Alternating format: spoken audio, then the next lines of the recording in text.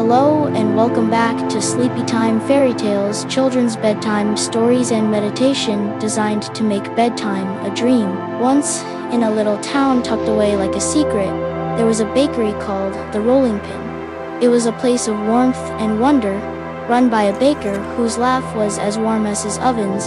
His granddaughter, Elara, believed the bakery was the most magical place on earth, a kingdom built of flour, sugar, and the comforting scent of her grandfather's love. But years passed, as they always do. The warm laugh faded into memory, and the bakery fell to Elara. She had her grandfather's passion and all his old recipes, but the magic seemed to have left with him. The warmth was gone, replaced by a quiet chill and the lonely echo of her own footsteps on the worn wooden floor. But Elara was not entirely alone. In the walls and hidden spaces lived Caspian, a rat as old as the cracks in the floorboards. He was the keeper of memories, the silent guardian of the bakery's history. He remembered the old baker's booming voice, and the taste of dough accidentally dropped. Now, he watched the baker's granddaughter and saw the same kindness in her, buried under a heavy blanket of sadness. Each day, Elara tried to coax the magic back into her baking. She followed the recipes to the letter, her hands moving in a dance they'd known since childhood, but something was always missing. The bread didn't rise with the same spirit, the croissants lacked their cheerful puff. Every failed batch was another whisper of doubt in her heart, telling her she wasn't good enough. Worry is a heavy ingredient, and it was starting to spoil everything. Bills began to pile up like unsifted flour, each one a reminder that passion alone couldn't keep the ovens lit or the pantry stocked. The dream of running her grandfather's bakery was slowly becoming a nightmare of debt and disappointment.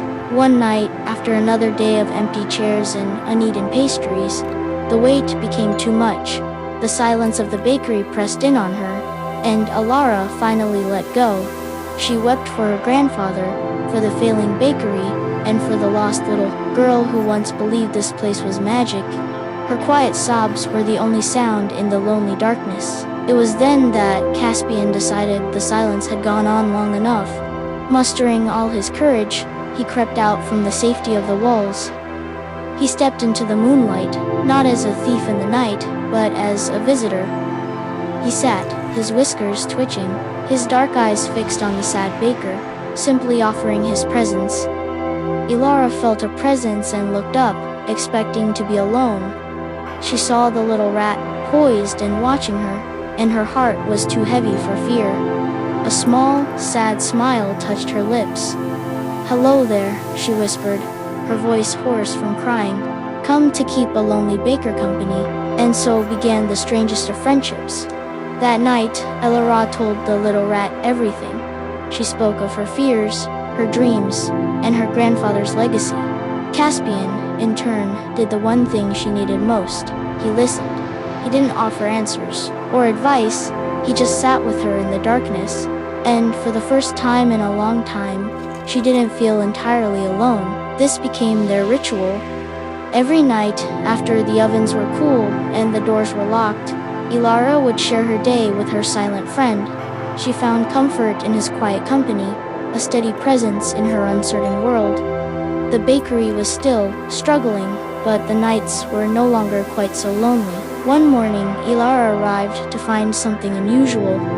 Sitting in the center of her workbench was a single, perfect pecan, one that must have rolled into a forgotten corner years ago. It was not a crumb or a scrap, but a whole, deliberate offering.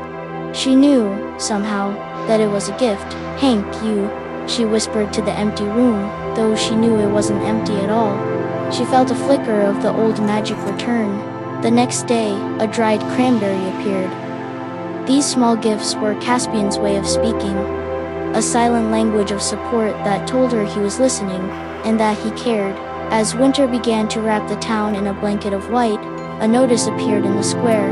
It was for the annual winter festival, the busiest time of the year. For Elara, the festival represented one last, desperate chance. It was an opportunity to remind the town of the bakery's magic, or lose it forever. She knew what she had to bake. her grandfather's most famous creation, the winter spice loaf. Its aroma alone was legendary, said to be able to draw a crowd from 3 streets away. If she could just get it right, she knew she could save the bakery. She would bet everything on this one. Perfect recipe. She followed the recipe with painstaking care. The loaf that came out of the oven looked beautiful, golden and proud. But when she cut into it, her heart sank. The aroma was pleasant, but it lacked the powerful, magical scent of her memory. From his hiding place, Caspian twitched his nose. He knew it too. This was not the right smell. She tried again, and again. She added more cinnamon, a different kind of sugar, a touch more salt. But every loaf was a failure, a pale imitation of the legend. With each attempt, her hope crumbled a little more. The festival was only a day away, and the magic felt further away than ever. The night before the festival arrived, and the kitchen was a graveyard of failed attempts. Elara was exhausted, defeated. She had nothing. She laid her head on the workbench, the cold wood offering no comfort, and admitted defeat. The bakery was lost. The magic was gone for good. Watching from the shadows, Caspian's rat heart ached for her. He remembered the smell of the true winter spice loaf, a scent from his earliest days. He knew it wasn't just about cinnamon or sugar. There was something else, something deep and secret. And in a flash of memory, he knew where it was. With the determination of a knight on a quest, Caspian ventured into the darkest corner of the old pantry. It was a labyrinth of forgotten things, a museum of smells. He pushed past dusty jars and brittle bags, his whiskers twitching, searching, not for food, but for a memory, for a single, specific, magical scent. And there it was. Tucked away behind a tin of ancient tea leaves was a small, shriveled pod of star anise. This was it. This was the secret heart of the recipe, the grandfather's final touch of magic, forgotten for years. It was the deep, warm, spicy note that had been missing all along. He nudged the pod from its hiding place and began the long journey across the kitchen floor. It was a tiny thing in a vast space, a humble offering pushed by a determined little creature. He rolled it carefully until it stopped at the toe of Elara's worn-out shoe. Elara lifted her head. She saw this strange star-shaped pod, and then she saw Caspian, watching her, his whole body tense with anticipation. In that moment, she understood. This wasn't just another found object. This was the answer. This was an act of trust, and it required one in return. She picked up the pod. It felt brittle and ancient in her fingers. Taking a leap of faith, she crushed it between her fingers. A breathtaking aroma filled the air, deep, sweet, and spicy.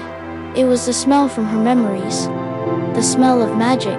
She looked at Caspian, and for the first time, her smile reached her eyes. With renewed purpose, Elara began again. But this time was different. She wasn't just following a recipe. She was baking with faith, with gratitude, and with the secret shared with a friend. She slid the loaf into the oven, her heart not filled with dread, but with a bubbling, unfamiliar feeling, hope. As the loaf baked, something truly magical happened. The aroma that filled the bakery was more powerful than ever before. It was the scent of warm spices, of sweet bread, of nostalgia, and of a friendship that had saved them both. It was the smell of hope made real, and it was about to change everything. The aroma did not stay contained within the bakery walls. It poured out into the snowy festival air, a warm and wonderful invitation. People stopped mid-sentence, their heads turning, drawn by a scent that promised comfort and joy. They followed, their noses a silent procession towards the rolling pin. Elara opened the door to find a crowd gathered on her doorstep, their faces full of wonder and anticipation. They weren't just customers. They were people rediscovering a beloved memory, drawn in by the magic they thought was lost. For the first time, Elara saw not just hope for her bakery, but a community ready to welcome it back. She sold out of the winter spice loaf in less than an hour, and then she sold out of everything else. The bakery was alive again, filled with the music of happy customers and the jingle of the register. Elara's confidence, once a tiny crumb, had risen like a perfect loaf of bread. That night, after the last happy customer had gone home, the ritual was different. Elara sat at her table, and on a tiny saucer, she placed a flaky piece of croissant. Caspian crept out and nibbled at his share. They were no longer two lonely souls in the darkness, but partners, sharing the sweet taste of their success. The rolling pin was no longer just a memory of the past, but a promise for the future. Elara learned that magic isn't just found in old recipes, but in kindness, in faith, and in the quiet support of a very unlikely friend. And the bakery, once again, was the warmest, most wonderful place in town.